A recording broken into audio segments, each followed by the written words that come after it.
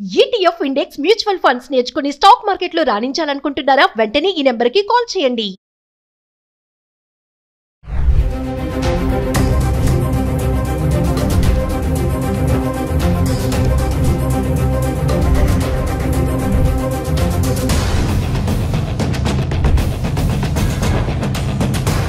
Hello viewers, welcome back to our channel. ప్రస్తుతం మనతో పాటు ఉన్నారు analyst and TEDx speaker, legendary award winner in real estate doctor Nandi Rameshwar Rao గారు.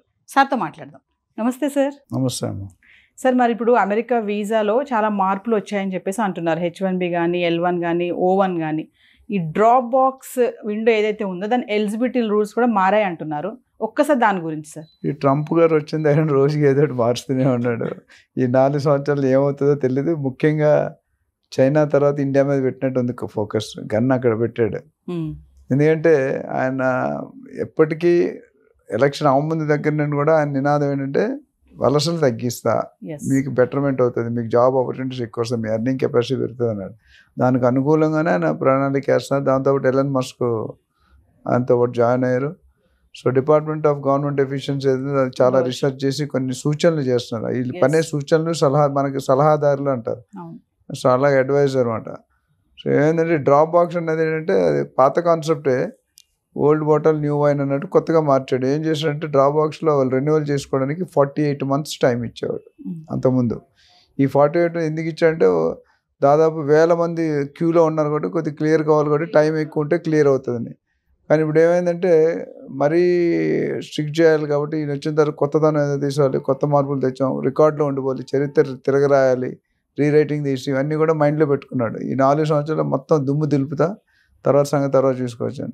దాన్ని ఏం చేయాలంటే ఆ 48 నెలల బదులు 12 నెలలు చేశాడు. సో దట్ మీన్స్ 75% ఆప్షన్ పోయింది. అంటే ఇప్పుడు ఎవరైతే కాదు ఇంటర్వ్యూ అప్పుడు ఇది ఏమవుతుందంటే ఈ 12 నెలలు దాటిపోయి ఉన్నారనుకోండి క్రైమ్. సో దానికి ముఖాముఖి ఇంటర్వ్యూస్ ఉండాలి, ఫేస్ టు ఫేస్ ఇంటర్వ్యూకి అటెండ్ అవ్వాలి. అటెండ్ అవ్వడం ఏమైందంటే ఆల్రెడీ పాత స్టాక్ ఉంది, మళ్ళీ కొత్త స్టాక్ వచ్చి ఇవన్నీ క్యూ అయిపోయింది. అంటే క్లియర్ చేయడం చాలా కష్టం అవుతుంది వాళ్ళకి. సో అది ఎలా అనేది ఇంకా చూడాలి, ముందు వచ్చే అంటే ఇబ్బందులు ఏమొస్తాయి చూడాలి. బట్ అదర్వైజ్ ఏంటంటే ఆయన పాలసీ ఏంటంటే క్లియర్, ఆడు ఎలిజిబుల్ అయితే వాడు పంపించాలి. ఆల్రెడీ కొంతమంది పంపించాడు, ఇంకా కొంతమంది పంపిస్తున్నట్టు లక్షల్లో రకరకాలు ఇల్లీగల్ వీసాస్ అంటారు, స్టూడెంట్ వీసాలు అంటారు, తర్వాత OPT అన్నారు, మన లాస్ట్ టైం అన్నీ మాట్లాడుకున్నాం. సో ఓవరాల్ ఏంటంటే ఈ wants to reduce the strength of the other countries out side. మన ఇండియా కనుక ఇండియా కూడా one of the country bell అవుతుంది. బట్ మేజర్గా చైనా, జపాన్, మెక్సికో అట్లా ఉంది. వాళ్ళ వల్ల మన మీద కూడా డౌట్ వచ్చి ఉన్న ఎవరైతే ఇల్లీగల్ ఎక్కువ ఉండరు నాకు తెలిసి. ఎందుకంటే 2012 దాకా గ్రీన్ కార్డ్స్ క్లియర్ అయినాయి నాకు తెలిసి, 2012లో 13 అప్పుడు ఇంకా పెండింగ్ ఉన్నాయి. ఇప్పుడు ఈ మధ్యలో వచ్చే ఛాన్సెస్ ఏమంటారు అంటే 2012-13 వెయిటింగ్ అయితే ఇప్పుడు 24లో ఉన్నాం, already more than 12-13 years. So ఇప్పుడు గ్రీన్ కార్డు రావడం ఓకే కానీ వాటి సిటిజన్షిప్ అయితే అసలు రాదు. ఎవరైతే 2010 ముందు వెళ్ళారో వాళ్ళందరికీ మంచి మా ఫ్రెండ్స్ 1995, 2000 అందరూ కూడా సిటిజన్షిప్ వచ్చింది. ఇప్పుడు గ్రీన్ కార్డే రావట్లేదు. గ్రీన్ కార్డ్ రావతే సిటిజన్షిప్ మర్చిపోవడం. సో అండ్ ఇప్పుడు ఆల్రెడీ వాళ్ళు పంపించడం స్టార్ట్ చేశారు రకరకాల విధంగా. అండ్ మన లాస్ట్ టైం చూసిన లాటరీ సిస్టమ్ కూడా 2 సార్లు కంటే ఎక్కువ అయితే యూఆర్ నాట్ ఎలిజిబుల్. అందులోనే ఒక భాగమే ఇది. అంటే ఇదంతా కూడా ఇమిగ్రేషన్ దీంట్లో దే ట్రైంగ్ టు స్క్రూటినైజ్, అంటే ఎంత స్ట్రిక్ట్ చేసి ఎంత తగ్గిస్తారు, అంటే స్ట్రిక్ట్ చేస్తే ఆటోమేటిక్ తగ్గిపోతారు. Where there is illegal false thing they have to go out. So అందులో ఈ కొత్త పాయింట్ ఏంటంటే ఈ డ్రాప్ బాక్స్. సో 48 months బదులు 12 months వచ్చింది. అంటే ఎంత విసురుబాటు తగ్గింది కదా.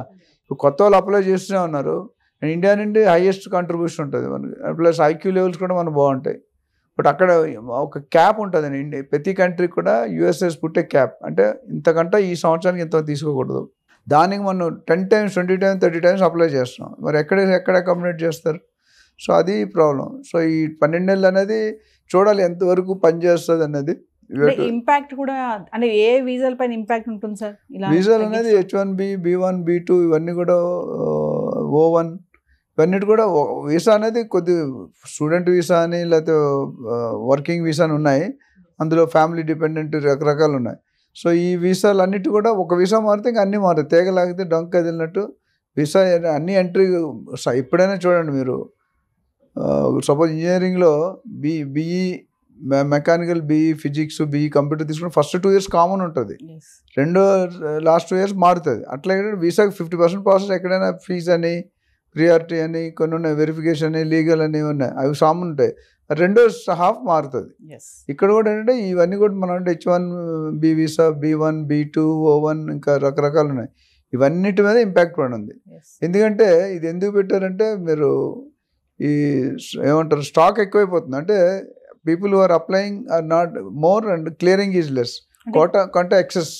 అంటే ఈ పాలసీ రావడానికి సార్ అంటే ఎక్కువ మంది వచ్చి మన వాళ్ళు అక్కడ ఉంటున్నారు అనే రీజనే అంటారా? అంతే. దీన్ని 48 months ని తీసి 12 months చేయడానికి అంటే 48 months మీరు ఆడుకోవచ్చు కదా, వ్యాలిడిటీ అయిపోయిన తర్వాత 48 months వరకు మీరు బతికేవచ్చు. ఇప్పుడు అలా లేదు, 12 months అయిన తర్వాత ఒకవేళ మీ వ్యాలిడిటీ అయిపోతే ఇమీడియట్గా ఒకటి అరేంజ్. ఇప్పుడు ముఖాముఖి ఇంటర్వ్యూ కూడా చాలా లోడ్ అయిపోతుంది, వాళ్ళు they are not able to clear. ఆ లోడ్ వల్ల ఏమవుతుంది, ఎప్పుడు వస్తుందో తెలియదు వీళ్ళకి. ఇంటర్వ్యూ వచ్చిన తర్వాత డిసైడ్ చేస్తారు this man has to be extended or not to be extended. Interview నాకు అర్థమైందంటే ఇంటర్వ్యూ రావడానికి దిస్ లాట్ ఆఫ్ టైం. అంటే అపాయింట్మెంట్ తీసుకోవాలి, మనం పాస్పోర్ట్ రెన్యువల్ చేసుకుని ముందే స్లాట్ బుక్ చేయాలి. ఆ స్లాట్ వీళ్ళు దొరకట్లేదు. ఆ స్లాట్ బుక్ చేయడానికి 1 year పడుతుందా, 6 నెలలు పడుతుందా, 12 నెలలు పడుతుందా. మొన్న ఒక ఆయన నార్త్ కెనడాలో ఉంటారు, ఆయన జనవరిలో జాబ్ తీస్తారు, మళ్ళీ ఇప్పటి వరకు జాబ్ రాలేదు, ఎత్తుక్కుంటున్నారు. అది ఎంతగానో ఇప్పుడు ఉన్నదంటే ఇల్లీగలే. 3 నెలల తర్వాత 6 నెలల తర్వాత బయటికి రావాల్సిందే జాబ్ దొరకకపోతే. సో అందుకని టెంపరీగా ఏదో కాంట్రాక్ట్ బేస్ జాయిన్ అయ్యి చూపిస్తున్నారు. అది కరెక్ట్ కాదు. బట్ ఏం చేస్తారు, వాళ్ళకి పాసిబిలిటీ లేనప్పుడు ఏదో ఒకటి ఉండడానికి ట్రై చేస్తారు. ఒకేసారి ఉన్న పొలాన్ని జాబ్స్ తీసేస్తే అందరూ తీసేస్తున్నారు, ఒకటే కాదు ప్రతి కంపెనీ, ఆల్ కంప్యూటర్స్ ఎస్పెషల్లీ మన సాఫ్ట్వేర్ వాళ్ళు డెఫినెట్గా దే ఆర్ రిమూవింగ్ ఇట్. అంటే ఎంతవరకు కొనసాగుతుంది అనేది తెలియదు. డ్రాప్ బాక్స్ విండో అంటున్నారు కదా సార్, అసలు ఏంటిది, దీని ఎలిజిబిలిటీ ఏంటి, అంటే దీని మీద ఏమేమి ఆధారపడి ఉంటాయి? అంటే దీని మీద డ్రాప్ బాక్స్ అనేది ఒక సిస్టమ్ ఉంటుంది. మనకు ఇంటర్వ్యూలో ఎట్లా మెథడ్ ఉంటుందో, ఇప్పుడు అయిపోయిన అందరినీ ఒకేసారి చేయలేరు కాబట్టి ఒక క్యూ కట్టిస్తారు. డ్రాప్ బాక్స్ అనేది అంటే ప్రాసెస్ అంత ఉంటుంది, మళ్ళీ ఒకసారి రెన్యువల్ చేసేటప్పుడు ఏం చేస్తాం, ఇప్పుడు డ్రైవింగ్ రెన్యువల్ ఉంది, డ్రైవింగ్ లైసెన్స్ రెన్యువల్ మళ్ళీ ఒకసారి డ్రైవ్ చేయమంటాడు, మళ్ళీ ఒకసారి కళ్ళు చెక్ చేయమంటాడు, కళ్ళద్దాలు ఉన్నాయా లేవా, ఏజ్ ఎంత అయింది, ఇవన్నీ ఫర్నిష్ అవుతాయి. ఇప్పుడు కారు వాల్యూ 15 సంవత్సరాల తర్వాత వాడకూడదు రోడ్డు మీద, మళ్ళీ చెకింగ్ చేసుకుని మళ్ళీ అసెంబ్లీ చేసుకుని మొత్తం కరెక్ట్ ఉన్నాయో చెక్ చేసుకుని అప్పుడు ఇస్తాడు. నేను మొన్న కార్ చేసాను, 15 years అయిపోయింది, మళ్ళీ 5 years ఎక్స్టెన్షన్ ఇచ్చాడు. దానికి 30,000-40,000 ఫీజు కడితే కార్ని బట్టి ఇవ్వాలి. ఇక్కడ కూడా అంటే డ్రాప్ బాక్స్ అనేది ఒక సిస్టమ్ డెవలప్ చేస్తారు, ఒక కోడ్ లాగా. ఎవరైతే ఎక్స్పైరీ అయిపోతారో అందరూ అప్లై చేసుకుంటారు. అప్లై చేసుకున్నప్పుడు దాన్ని స్క్రూటినీ చేస్తారు. అట్లానే ఇప్పుడు 48 months లేదు, 12 months తక్కువ. 48 months అంటే చాలా మంది అకామిడేట్ అవుతారు 4 సంవత్సరాలు. ఇప్పుడు 1 year అంటే అంతమంది అకామిడేట్ అవ్వరు. పాత వాళ్ళు మళ్ళీ రీఅప్లై చేస్తారు, కొత్త వాళ్ళు అప్లై చేస్తూనే ఉన్నారు. అందుకని ఫేస్ టు ఫేస్ ఇంటర్వ్యూ పెట్టి వాట్ ఇస్ ద రీజన్, అసలు నువ్వు స్కిల్ ఉన్నావా లేదా, వాళ్ళకి వచ్చిన డౌట్స్ అన్ని చెక్ చేసుకుంటారు. చెక్ చేసుకున్న దాన్ని పాస్ అయితే దాని వల్ల you will be eligible to stay there. So ఏదేమైనా సరే అమెరికా వీసా రెన్యువల్ చేయాలనుకునే వాళ్ళందరికీ కూడా మళ్ళీ ట్రంప్ ఒక షాక్ ఇచ్చాడని గుండెల్లో గుబులు పరిగెట్టిస్తున్నాడు.